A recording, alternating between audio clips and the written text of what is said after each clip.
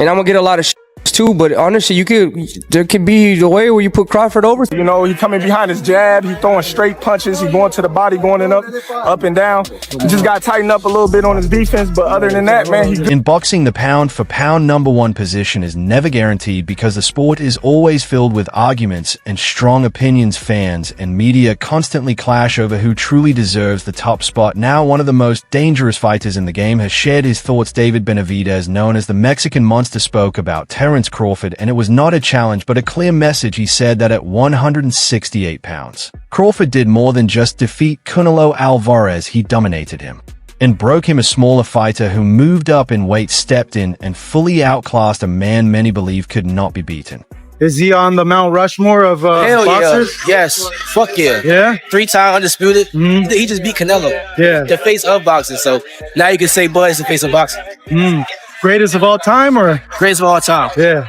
I don't feel like it can never be one great, but he definitely one of the greatest of all time, for sure. Benavidez understands what it takes to succeed at the highest level because he has been a champion multiple times and remains undefeated. The respect David Benavidez showed Terence Crawford was not just simple praise to name him the top fighter. Benavidez, who believes he is the best in the world, did something rare in a sport driven by pride and bold challenges. He did more than compliment Crawford. He instantly described him as the Mount Rushmore of boxing. In his view, Crawford stands among the greatest of all time and is a fighter who has changed the sport in ways most people may never fully appreciate. Terence Crawford, because, you know, he beat, he did something I didn't think he was going to do. You know what I mean? He beat Canelo. You know, that's 3 weight classes going up. You know what I mean? And he made it look pretty easy. So you have to give it to Crawford. This praise came from the man many see as his most dangerous rival, which made it even more powerful after watching Crawford move up in weight and claim every title. Benavidez gave him full credit, but what he shared next revealed even more about Crawford's drive. When asked what impressed him most, Benavidez did not mention speed, footwork, or his ability to switch stance. He pointed to something deeper that cannot be taught. He said Crawford's heart stood out above everything. Benavidez was amazed that even with a clear lead, Crawford chose to stand in front of a stronger puncher like Canelo in the late rounds and trade shots without backing down. What impressed me the most was Crawford's ability to stay focused in the fight, and not only just to stay focused and box, but he also got rugged in there. You know what I mean? He started balling with him towards the late rounds. You know what I mean? That's something I appreciate in a fighter. You know what I mean? He was already up. He could have chose to just box, but he went in there and he tried to brawl with him in the last round. So that's really what impressed me. His heart more than anything impressed me. Crawford was not satisfied with simply getting the victory. He wanted to control every moment of the fight. It is that fire inside him that refuses to settle for an easy win and pushes him to dominate completely.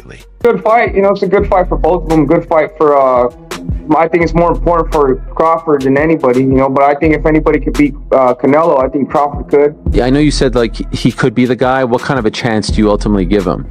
I think you give him like a 7 out of a 10. Oh, wow, that high. I thought you were going to say like 25. Well, I mean, no, Crawford is good. Crawford is good, and I think he's been known that he's going to fight Canelo for a long time. And you know, Crawford, he likes to pick up the weight, so I'm sure he's been working on the weights for a long time. So, you know, Crawford, when he has with a person that has a big IQ like that, if you do enough weights, you know, and you stay working for a long time, you know, you have a puncher's chance. Benavidez believes that mindset is the real secret weapon. He does not see Crawford losing because of it. In his eyes, Crawford has elite skills and an intimidating mentality to match. Benavidez also feels that Canelo Alvarez no longer carries that same hunger or sharp edge in his approach. And I'm gonna get a lot of too, but honestly, there could be the way where you put Crawford over Mayweather. Is it the undisputed? Because of going up, you didn't see Mayweather go up from 147 to 168. That's crazy, bro. And not even, and honestly, I thought Crawford was gonna have more of a hard time because he had a hard time with Madronov. Yeah. So imagine going up to it. I mean, that's crazy. I mean, but I don't want to take nothing away from Mayweather. Mayweather's the greatest of all time, but I think that was a really big risk that Crawford took, and then he ended up winning. You know what I mean? So you have to give credit to that too. I mean, that's a big risk. That's like that'd be like me going up and fighting Usyk right now. Heavyweight. I know that's been kind of hinted. I'm not thinking of that right now. I'm not thinking of that right now. No, but that's kind of like how that'd be. You know what I mean? So you have to, bro. That's a lot of. He has a lot of balls to do that, and not only to go do that to show the world that he's really like that. Crawford's praise came with a sharp edge because Benavidez used it to take aim at Canelo Alvarez after showing he could be one of the greatest ever. Crawford stepped in with the man who had ruled for years and handed him a tough defeat. Benavidez explained what he believes was Canelo's fatal mistake. He said the loss was not about lacking skill or power, but about ego getting in the way. According to him, Canelo's pride became too heavy and it cost him. This was more than just a defeat, it was a lesson. Benavidez did not soften his words. He claimed Canelo showed disrespect to his opponent and to the sport by not staying fully focused on the fight. He pointed out that while the winner kept moving forward and throwing punch after punch, Canelo seemed to think he could simply walk through Crawford, land one clean shot, and finish it just like that. I'm not happy that he lost. I kind of felt like that could have been me. That was my moment. You know what I mean? If I would have gone in there, I know I would have beat him. You know what I mean? So I don't want to be a hater, but that's kind of how I feel. But you know what I mean? I give all the flowers to Crawford. You know what I mean? That should have been me in there. That should have been my. If I would have got that fight, I would have been me. I would have been the one getting my hand raised. But like I said, it didn't happen, and that's why it didn't happen, because Canelo knows that would have happened. Benavidez made it clear that kind of disrespect has no place in this sport in the end. He delivered a strong warning that every fighter should remember because it can come back to hurt you. He believes Canelo's ego, which once helped build his fame and reputation, is the same thing that eventually led to his downfall. I think Crawford took it way more serious than Canelo, which is kind of weird because, you know, the amount of money that Canelo was making. And I know all these people say, oh, yeah, you know, talking shit about Canelo. I'm not talking shit about him. He just didn't look like he really prepared 100%. He's throwing 10 punches around. Or I think his ego is that big that he thought that, oh, I'm just going to walk through him, catch him with a good shot, and it's going to be done.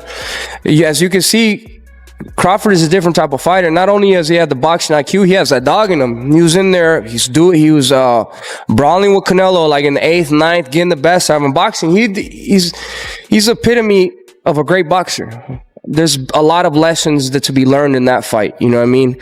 If you really want to make something come true and you really believe it, you can make it come true. And then the other lesson is, don't let your ego get the best out of you. And don't think that you don't have to prepare because you're a bigger fighter. You know what I mean? That shit will bite you in the ass. Now Canelo was no longer seen as the king, and all attention shifted to the next major showdown. The spotlight turned to Terence Crawford, a fighter with ruthless instincts, as he was linked to a clash with David Benavidez, the feared pressure fighter from Mexico. It felt like a true passing of the torch, the new king against the uncrowned king, a fight that would decide the heart of the 168-pound division. The buzz started instantly, and fans believed this was the perfect matchup. But when the question was finally asked, Benavidez shocked everyone. He did not just decline the fight, he dismissed it completely. He said he has no interest in facing Terence Crawford. His reason was just as surprising as his refusal. He made it clear that he is staying at 168 in the super middleweight division, and that Crawford is not part of his plans. He even said that not even a massive payday against Canelo would change his mind, proving that money is not driving his decision at all. Could you still make 168? Is that a possibility? Honestly, bro, my plan is after this fight, I want to go down to 154. Nah, bro. I'm done with cruiserweight. You know, I want to take this opportunity, though. Yes, I say cruiserweight. I want to take this opportunity to, you know, congratulate Crawford. You know, he put a hell of a performance. He's up there in the Mount Rushmore of the greatest fighters of all time. And, you know, let Crawford do his thing, bro. You know, at the end of the day, I have no interest in fighting Crawford. I have no interest in going down to 168. I mean, yeah, it's nice that it would be dope winning all titles, but I'm way past that at 168. You know, I've found the only reason I wouldn't even go down to 168 for Canelo. And I'm just being real with you, you know, and let Crawford do his thing. Let him have his, let him, I want to give his flowers, man, because he's a great fighter, man. When there's no other fighter that's coming up from 147 to beat a type of fighter like Canelo at 168, you know, when Crawford, you know, he's one of the greatest of all time. So, you know, I have no interest in going down to 168. I'm not saying that I'm scared of Crawford or whatever, you know, but Crawford's a man at 168. That's his weight class. I'm done with one. With a cold and almost dismissive tone, Benavidez shut down what many believed would be the biggest fight in boxing. All he said was let Terence Crawford stay in his own weight class. With that statement, he walked away from the matchup, the fans, and the excitement around it, leaving Crawford standing as the clear winner in the situation. Canelo fight look with Benavidez. Who do you think? I still got it at 50-50. Benavidez good, but Canelo is, you know what I mean, great. we just gotta see the fight, man. We all want to see the fight. Do you think he gets him to the body? Because Google was landing a lot of body shots. I don't know. That's why I said we gotta watch the fight. You know what I mean? It's a different style, different type of fighter. You got two strong fighters going head to head. Is Canelo the only 68 you fight, or would you consider a Benavidez? Yeah, Canelo the only one. But why would he do this as the top fighter in his own division? Why leave for a division with bigger names and bigger paydays? This is the part of the story most people miss. At 168 pounds, Benavidez carries a difficult history. He is the first fighter to win a world title twice and then lose both times. His first loss came after testing positive for cocaine, and he was stripped of his belt. When he regained it, he lost it again, this time for failing to make weight. That history left him with a long and painful past. He has struggled with weight before and dropping to 168 pounds was never easy. Now the Mexican monster is ready for a fresh start. He has left his old division behind and moved up to 175 pounds with cruiserweight ambitions. He is aiming to dominate in a new field, targeting the top light heavyweight fighters. He even wants matchups with big names like Dmitry Bivol and Artur Beterbiev. For the opportunity to fight, we've been in talks fighting Zurdo Ramirez for his belts at cruiserweight. So we're already in talks of that, you know, and then that's definitely a fight that has to happen because I used to spar him when I was 18 years old. All the way, you know, I sparred him a lot, so I know that's a pay-per-view fight. So it was a pay-per-view sparring session, so the fight is going to be, you know, way better. But yeah, definitely, that's in my sights. You know, I definitely want to go up to cruiserweight. You know, I want to be a reigning defending champion at light heavyweight, and then make my way up to cruiserweight. But he is essentially handing Crawford the 168-pound crown while showing full respect for him and making it clear he has no intention of facing him. I put 5. That's right. Wow, that's cheating. I love it. That is cheating. That's a heel turn. You the boss. That is heel. That's a heel turn. I love it. You got 5. Now here's the thing. Here's the thing. Roy at his peak. Just remember this: if Roy would have retired after the Ruiz fight, he would have replaced Sugar Ray Robinson as the greatest fighter of all time. I agree. Right? But he didn't, and the rest of that stuff is in there, right? So I get it. But Roy at his peak, I think, had a higher peak than anyone on this list. I agree. Okay, Manny Pacquiao, we've all said it a million times. I think he is, outside of Sugar Ray Robinson, I have Manny Pacquiao's second greatest pound-for-pound fighter ever. Floyd Mayweather never lost. And did he cherry pick when and where? Yes. But guys, from 130, 135, he cleaned out 135. He beat the best guy at 130, beat the best guy at 135. Yes, did he pick and choose at 140, 47, and 54? Yeah, but he won all those fights. That's right. And he beat a lot of good fighters. And more than that, put Floyd at his best with anyone through history. You do not know who. It leaves the sport with a big question. Was Canelo's huge ego what cost him the belts and denied fans the chance to see the ultimate fight? Or is David Benavidez simply avoiding the fighter he just put on boxing's Mount Rushmore? That's all for today's video. Don't forget to hit the bell, follow, and leave a like if you enjoyed it so you won't miss future videos, and be sure to share your thoughts in the comments. We'll see you next time.